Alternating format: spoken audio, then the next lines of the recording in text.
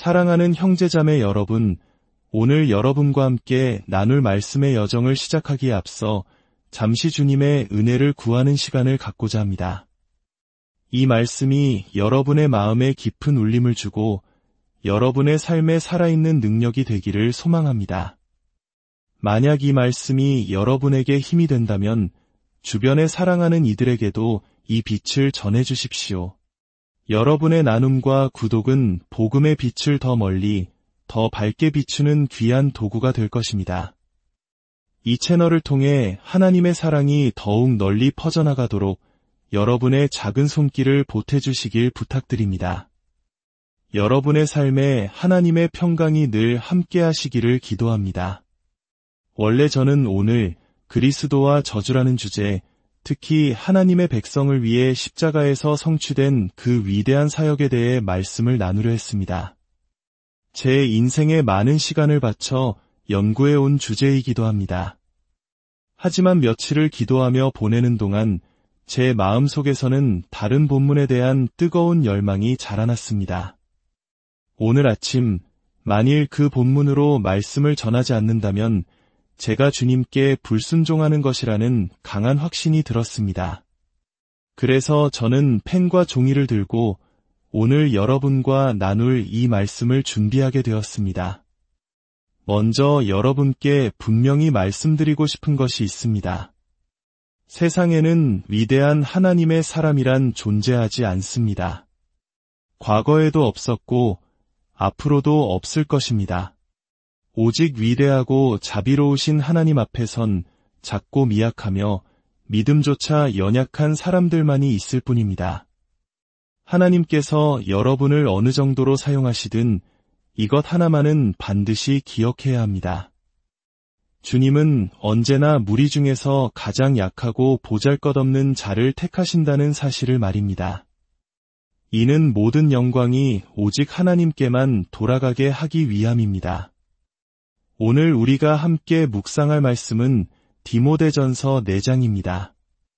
이제 모두 자리에서 일어나셔서 하나님의 말씀을 경청해 주시기 바랍니다. 그러나 성령이 밝히 말씀하시기를 후일에 어떤 사람들이 믿음에서 떠나 미혹하는 영과 귀신의 가르침을 따르리라 하셨으니 자기 양심이 화인을 맞아서 외식함으로 거짓말하는 자들이라. 혼인을 금하고 어떤 음식물은 먹지 말라고 할 터이나 음식물은 하나님이 지으신 바니 믿는 자들과 진리를 아는 자들이 감사함으로 받을 것이니라. 하나님께서 지으신 모든 것이 선함에 감사함으로 받으면 버릴 것이 없나니 하나님의 말씀과 기도로 거룩하여짐이라. 내가 이것으로 형제를 깨우치면 그리스도 예수의 좋은 일꾼이 되어 믿음의 말씀과 내가 따르는 좋은 교훈으로 양육을 받으리라. 망령되고 허탄한 신화를 버리고 경건에 이르도록 내 자신을 연단하라. 육체의 연단은 약간의 유익이 있으나 경건은 범사에 유익하니 금생과 내생의 약속이 있느니라. 미쁘다 이 말이여 모든 사람들이 받을 만하도다. 이를 위하여 우리가 수고하고 힘쓰는 것은 우리 소망을 살아계신 하나님께 두민이 곧 모든 사람 특히 믿는 자들의 구주시라. 너는 이것들을 명하고 가르치라. 누구든지 내 연소함을 업신여기지 못하게 하고 오직 말과 행실과 사랑과 믿음과 정절에 있어서 믿는 자에게 본이 되어 내가 이를 때까지 읽는 것과 권하는 것과 가르치는 것에 전념하라. 내 속에 있는 은사 곧 장로의 회에서 안수받을 때에 예언을 통하여 받은 것을 가볍게 여기지 말며 이 모든 일에 전심전력하여 너의 성숙함을 모든 사람에게 나타나게 하라. 내가 내 자신과 가르침을 살펴 이 일을 계속하라 이것을 행함으로 내 자신과 내게 듣는 자를 구원하리라 기도하겠습니다. 아버지 하나님, 당신의 아들 예수 그리스도의 이름으로 주님 앞에 나아갑니다. 부디 우리를 도와주시옵소서. 우리에게 오직 한 가지, 당신의 아들에게 온전히 헌신하는 마음을 허락하여 주시옵소서. 주님을 경외하는 마음을 더하여 주시고 주님의 길을 걷도록 가르쳐 주시옵소서. 예수님의 이름으로 기도합니다. 아멘. 자리에 앉아 주십시오. 먼저 역사적인 이야기로 시작하고 싶습니다. 우리는 지금 복음과 그 복음을 전하는 자들이 세상에 점점 더 큰 조롱거리, 스캔들이 되어가는 시대로 접어들고 있습니다. 이것은 비단 세상 사람들에게만 해당되는 이야기가 아닙니다. 스스로를 그리스도인이라 부르고 교회에 속해 있다고 말하는 많은 이들에게도 마찬가지입니다. 하지만 여러분, 이것이 우리에게 닥친 이상한 일이 아님을 알아야 합니다. 이는 교회 역사 전체를 통틀어 아주 흔한 일이었습니다. 우리는 이 사실을 인지하고 그에 맞게 살아가야 합니다. 사도 바울은 이렇게 기록했습니다.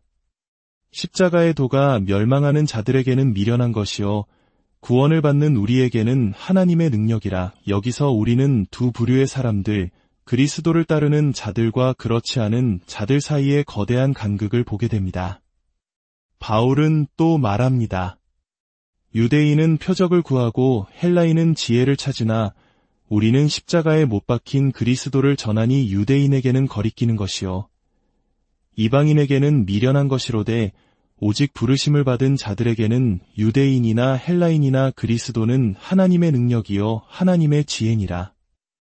1세기 로마의 역사가 타키투스의 연대기에는 십자가 복음이 해롭고 사악한 미신으로 묘사됩니다. 같은 시기소 플리니우스의 편지에서는 비뚤어지고 과격한 미신이라 불렸습니다. 2세기 역사가 수에토니우스는 네로의 생애를 기록하며 기독교를 새롭고 악한 미신이라고 칭했습니다.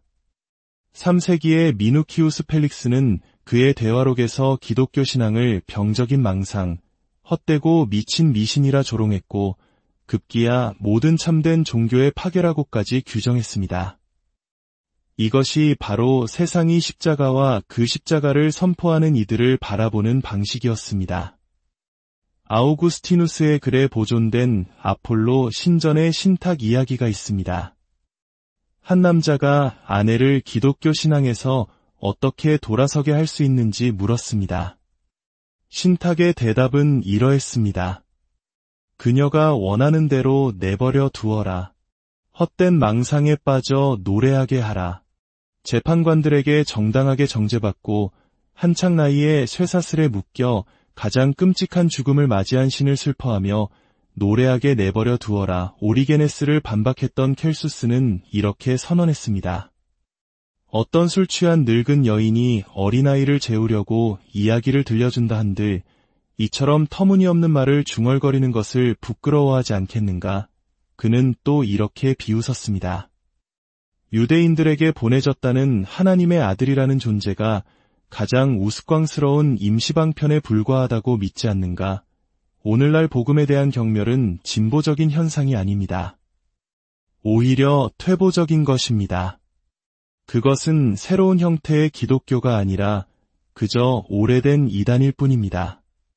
그렇다면 설교자로서 우리는 무엇을 해야 할까요? 우리는 단지 무엇을 생각해야 할 뿐만 아니라 어떤 존재가 되어야 하고 무엇을 행해야 할까요? 이 하나님 없는 문화에 다리를 놓아야 할까요? 올리브 가지를 내밀어야 할까요? 오늘날 우리는 복음의 스캔들을 어떻게 피할 수 있을까요? 진정한 그리스도인에게 복음의 스캔들을 피하는 것은 홍해를 걸어서 건너거나 여리고 성벽을 기어오르는 것보다 더 어려운 일일 것입니다. 우리는 그 스캔들을 피할 수 없습니다. 우리는 그것을 끌어안아야 합니다. 그리고 결코 타협해서는 안 됩니다. 그리스도의 보혈과 관련된 교리 단 하나도 타협해서는 안 됩니다. 우리는 오늘날 더 이상 선택의 여지가 없습니다. 시대가 변했습니다. 우리는 스캔들을 짊어지고 반대를 견디며 그 모든 것을 뚫고 나아가야만 합니다. 고개를 숙인 채로 그 길을 가야 합니까? 라고 물으실지도 모릅니다. 아닙니다. 우리는 고개를 똑바로 들고 하늘의 힘을 의지하여 나아가야 합니다. 우리 아비나디, 혹은 옆을 둘러보았을 때 그 누구도 우리를 향해 미소 짓지 않을지라도 우리는 하늘을 바라봅니다. 왜냐하면 우리가 바라는 유일한 미소는 바로 그리스도의 미소이기 때문입니다. 우리는 복음을 선포하고 그 복음이 믿는 모든 자에게 구원을 주시는 하나님의 능력임을 믿으며 이 길을 가야 합니다. 고대의 사람이든 현대의 사람이든 예수 그리스도의 복음은 모두를 위한 것입니다. 이 설교는 그리스도의 사역자들, 바로 왕의 사람들을 향한 것입니다. 그렇습니다. 우리는 왕의 사람들입니다. 사랑하는 형제들이여, 우리는 이제 서구 사회에서 1세기 기독교인들이 겪었던 것과 같은 엄숙하고도 끔찍한 특권, 바로 박해를 경험할 가능성이 매우 높은 시대로 들어섰습니다. 하지만 만약 우리가 우리의 길을 굳건히 지키고 타협하기를 거부한다면 우리는 또한 1세기의 십자가의 능력과 성령의 권능을 경험하게 될지도 모릅니다. 과연 내가 그것을 감당할 수 있을지 모르겠습니다라고 말할 수도 있습니다. 하지만 당신이 그분께 속해 있다면 감당할 수 있음을 저는 압니다. 저는 시골 농장의 소년이었습니다. 페루에서 10년간 이어진 전쟁의 한복판에 던져졌습니다. 상상조차 할 수 없었던 잔혹 행위들을 목격했고 두려움과 위험을 겪었습니다. 그러나 저는 한 가지 사실을 발견했습니다. 폭력이 힘으로 우리를 덮칠 때 우리 내면에서 놀라운 일이 일어난다는 것입니다. 그리스도께서는 우리를 떠나지 않으십니다. 오히려 더욱 실제적으로 다가오셔서 우리를 강하게 만드십니다. 그분은 신실하십니다. 그러므로 앞으로 수십 년간 우리가 어떤 일을 겪어야 하든 두려워하지 마십시오. 우리가 그분과 함께 머물고 그분을 존귀하게 여기며 믿음을 저버리지 않는다면 말입니다. 그러니 앞으로 나아갑시다. 단순히 복음을 방어하기 위해서가 아니라 수십 년 동안 우리가 해왔던 것처럼 복음을 선포하기 위해 나아갑시다. 그리고 한 걸음 물러서서 예수 그리스도의 복음이 스스로를 변호하고 그 능력을 증명하는 것을 경이롭게 바라봅시다. 하지만 우리가 전하는 복음은 화려한 언변이나 지성으로 치장되어서는 안 됩니다. 날 것 그대로의 복음, 진짜 복음, 십자가의 복음, 피의 복음, 대속적 고난의 복음이어야 합니다. 우리가 이 복음을 선포할 때 우리는 하나님의 영광을 보게 될 것입니다. 하지만 이것을 기억하십시오. 여러분이 육신의 팔을 의지하는 만큼 제가 말하는 이 능력을 덜 보게 될 것입니다. 그리고 현대 복음주의의 육적인 거칠애들을 버리면 버릴수록 하나님의 능력을 더 많이 목격하게 될 것입니다. 홀로 서서 세상에 사랑의 메시지를 외치는 한 명의 설교자, 죄인을 구원하시려고 그리스도께서 세상에 임하셨다. 죄인 중에 내가 괴순이라 저는 주로 사역자들에게 말하고 있지만 이 말씀은 우리 모두에게 적용됩니다. 에베소서 4장 11절과 12절을 모두 잘 아실 것입니다. 그 본문에는 종종 간과되는 매우 중요한 사실이 있습니다. 그곳은 신약 성경에서 교회가 어떻게 세워지고 강건해지며 덕을 쌓게 되는지를 직접적으로 알려주는 거의 유일한 곳입니다. 바로 복음 전하는 자, 목사, 그리고 교사를 통해서입니다.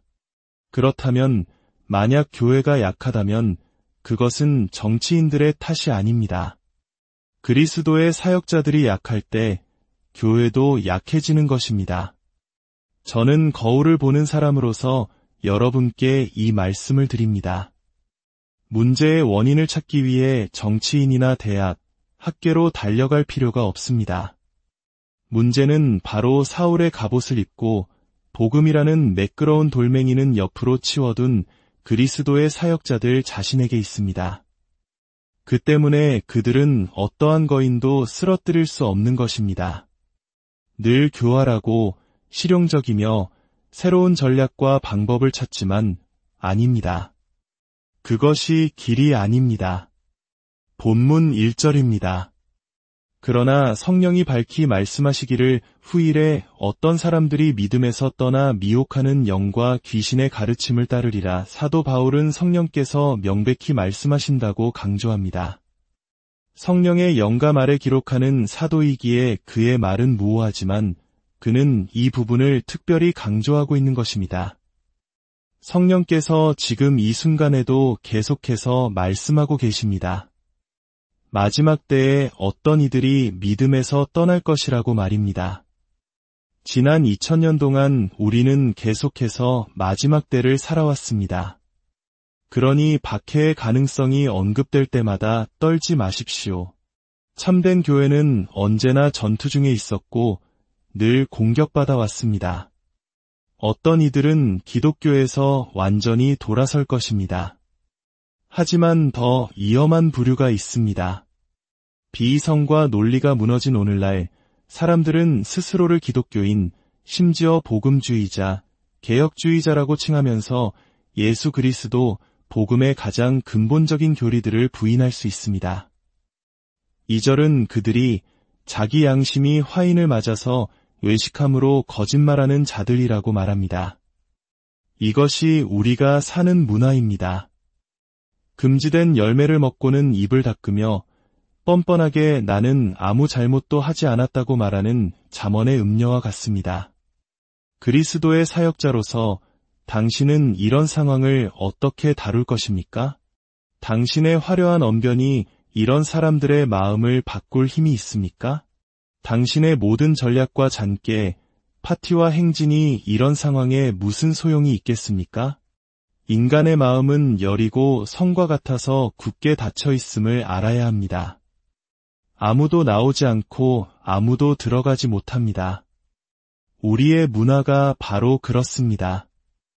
당신의 어리석은 장난감들로는 그리스도의 일을 수행하거나 복음의 대의를 진전시킬 수 없습니다. 우리는 우리의 싸움의 무기를 들어야 합니다. 그 수는 적지만 하나님 안에서 강력합니다. 그것이 무엇입니까? 하나님의 말씀을 선포하는 것입니다. 두려움 없이 담대하게 하나님의 말씀을 선포하는 것입니다. 또 무엇이 있습니까? 중보 기도입니다. 강해 설교에 대한 수많은 콘퍼런스가 열리고 있고 더 많이 필요하다는 것에 저도 기쁩니다. 하지만 중보 기도에 대한 콘퍼런스는 어디에 있습니까? 밤을 지새우며 파수꾼으로 서는 사람들, 무너진 데를 막아서는 사람들에 대한 콘퍼런스는 어디에 있습니까? 제단의 뿔을 붙잡고 씨름하며 닳아 없어지는 사람들, 자기 영혼과 백성의 영혼, 그리고 나라의 영혼을 위해 하나님과 씨름하는 사람들은 어디에 있습니까? 당신이 기도의 사람이 아니라면 당신의 모든 신학은 어린아이의 구슬치기에 불과합니다. 그리고 또 무엇이 있습니까? 경건함입니다. 거룩함, 구별됨입니다. 하나님께서 당신을 사용하시길 원하십니까? 그렇다면 당신 자신을 쓰임받을 만한 그릇으로 만드십시오. 당신의 혈관을 베면 성경이 흘러나올 때까지 말씀에 몸을 던지십시오. 무릎을 꿇고 하나님과 더 많은 시간을 보내십시오. 그리고 성경에서 하나님이 미워하시는 모든 것을 발견하고 전염병처럼 피하십시오.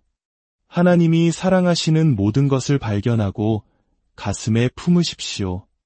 우리의 싸움의 무기는 바로 이것들입니다. 하나님의 사람은 다른 어떤 것도 필요하지 않습니다. 사도 바울은 1절에서 미혹하는 영과 귀신의 교훈에 대해 말한 뒤 3절에서 5절까지 그 교리들을 설명합니다. 혼인을 금하고 특정 음식을 삼가라고 주장하는 사람들입니다. 우리는 바울이 이제 사탄 숭배나 짐승의 표 혹은 심각한 부도덕에 대해 이야기할 것이라 예상할 수 있습니다.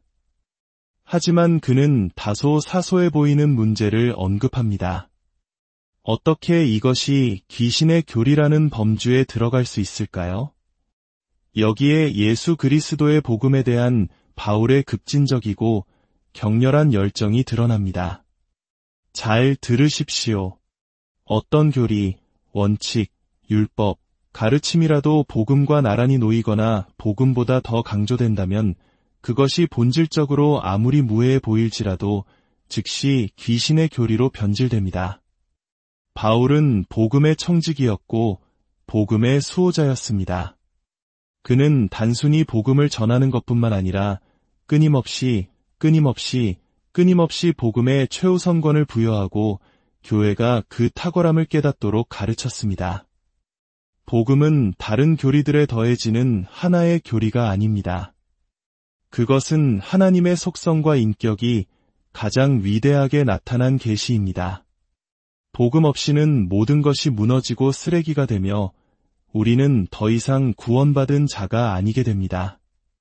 성경에는 많은 좋은 윤리, 원칙, 율법이 있습니다.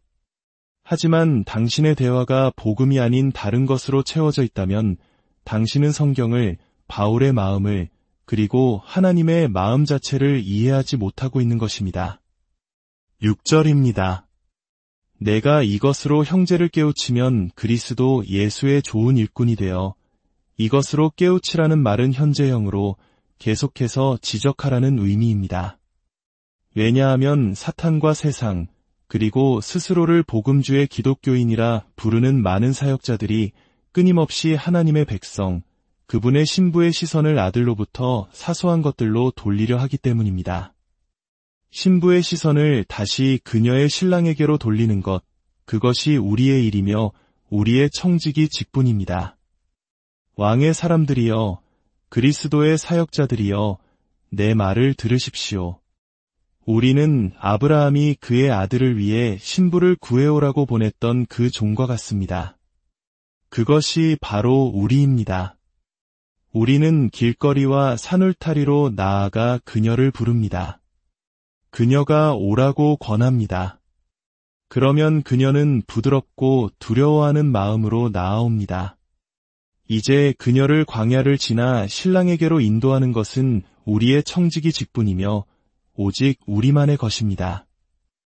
이것은 왕자나 정치인에게 속한 일이 아닙니다.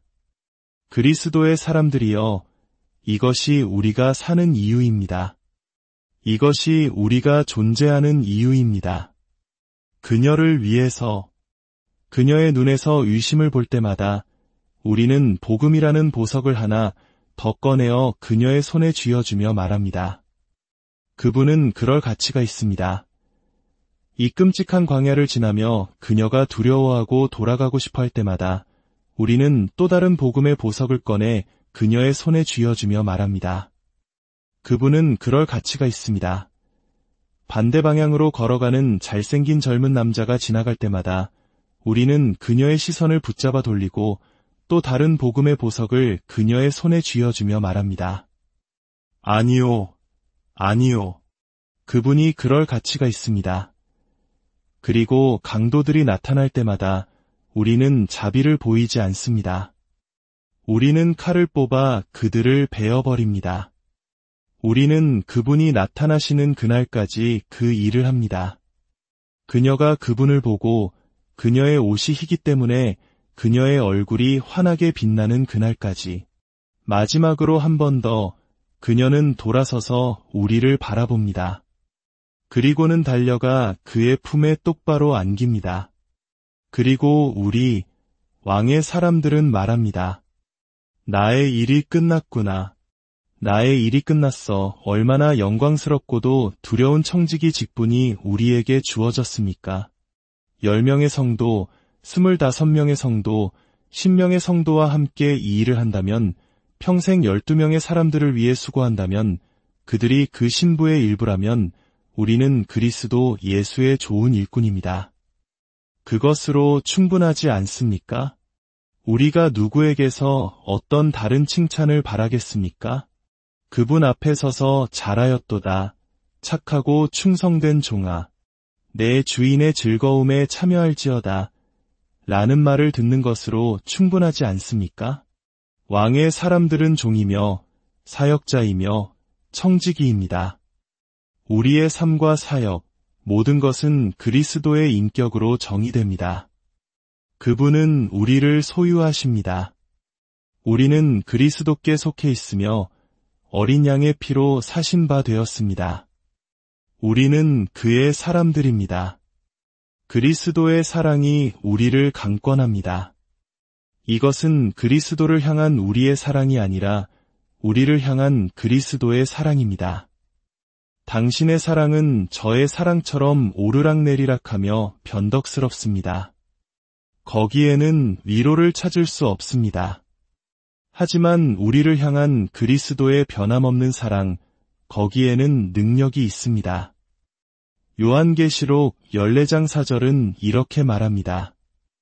이 사람들은 여자와 더불어 더럽히지 아니하고 순결한 자라 어린 양이 어디로 인도하든지 따라가는 자며 사람 가운데에서 속량함을 받아 처음 익은 열매로 하나님과 어린 양에게 속한 자들이니 그 입에 거짓말이 없고 흠이 없는 자들이더라. 사역자 여러분, 그리스도께 쓰임 받고 싶으십니까?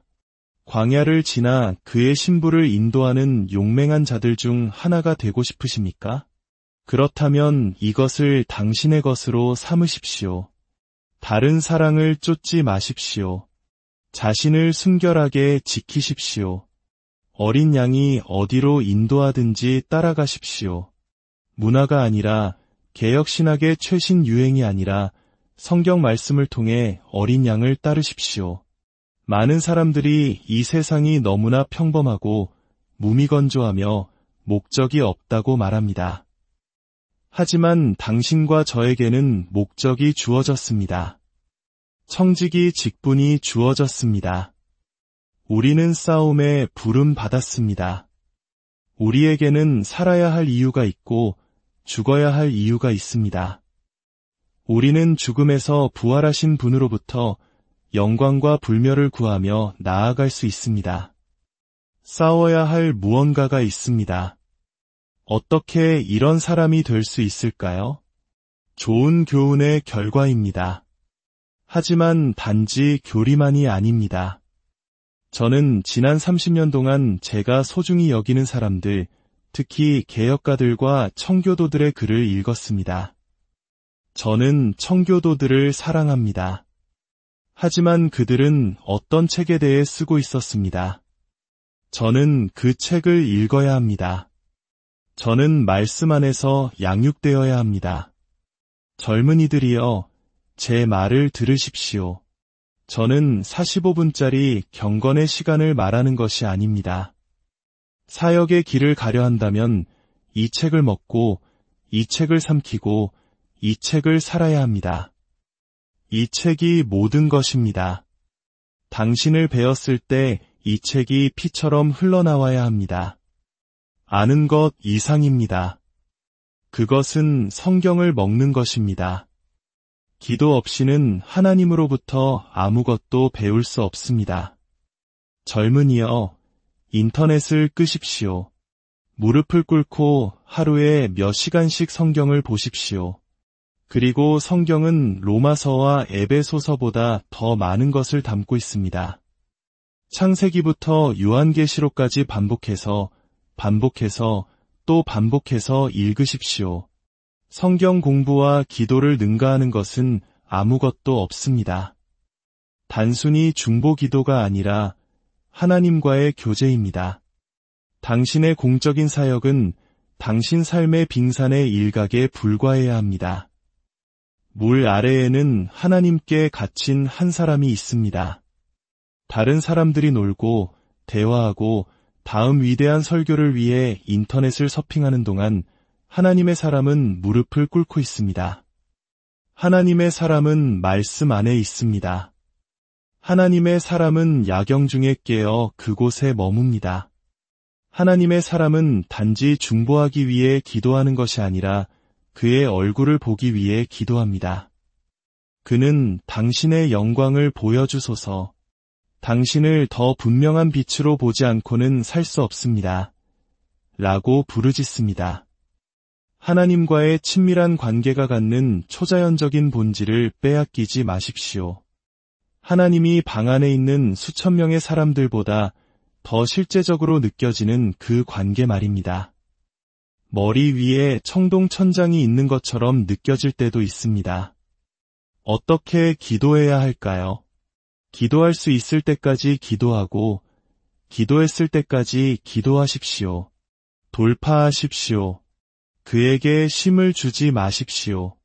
경건은 단순히 율법을 지키는 것 이상입니다. 그것은 하나님을 향한 마음, 가서드니스입니다. 성경을 읽고 기도할 때 나는 당신을 알기 원합니다. 라는 마음으로 나아가십시오.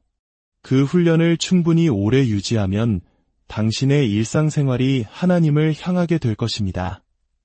그러면 단순히 명령받았기 때문이 아니라 항상 하나님의 임재 안에 서 있는 사람, 성령이 내주하시는 사람이기에 죄를 피하게 됩니다.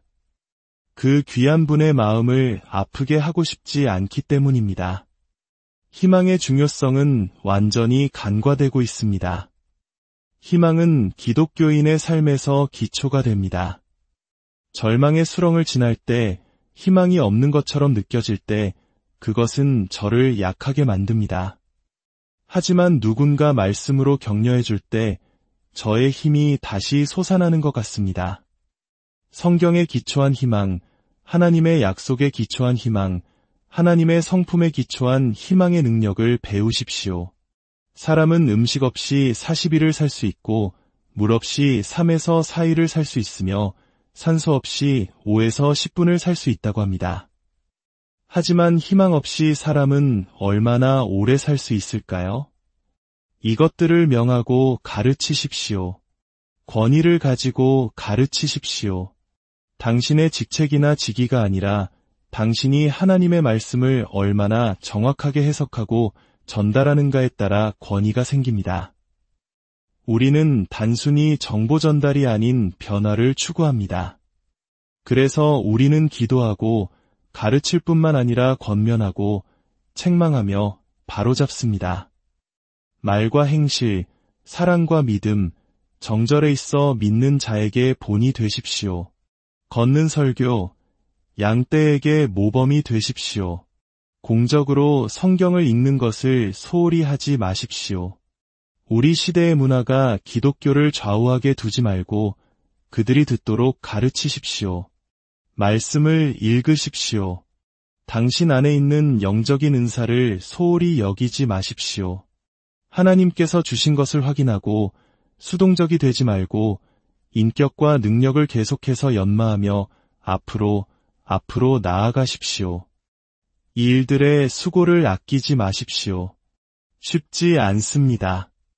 그것들 안에 잠기십시오. 웅덩이의 물이 수건에 완전히 흡수되듯 사역자는 어디에 있습니까? 그는 말씀과 기도 안에 있습니다. 우리가 하는 일은 영원한 생명과 영원한 죽음의 문제라는 것을 깨닫고 있습니까? 이것은 짓누르는 짐과 같습니다. 생명과 죽음, 천국과 지옥에 관한 것이기 때문입니다. 그리스도의 사역자여, 격려를 받으십시오. 섭리는 당신의 사역의 크기나 당신의 이름이 알려질지 여부를 결정할 수 있습니다. 하지만 당신은 그런 종류의 섭리에 따라 심판받지 않을 것입니다. 당신은 복음주의의 실용적인 기준에 따라 심판받지 않을 것입니다. 당신은 하나님의 섭리 안에서의 당신의 신실함과 예수 그리스도를 닮아감에 따라 심판받을 것입니다. 제가 가장 좋아하는 찬송가 중 하나로 말씀을 맺고자 합니다. 만일 우리가 잉크로 바다를 채우고 하늘을 양피지로 삼고 땅의 모든 줄기를 펜으로 삼고 모든 사람이 서기관이 되어 저 위에 계신 하나님의 사랑을 기록하려 한다면 바다는 마를 것이요 두루마리는 하늘에서 하늘까지 펼쳐져도 그 전부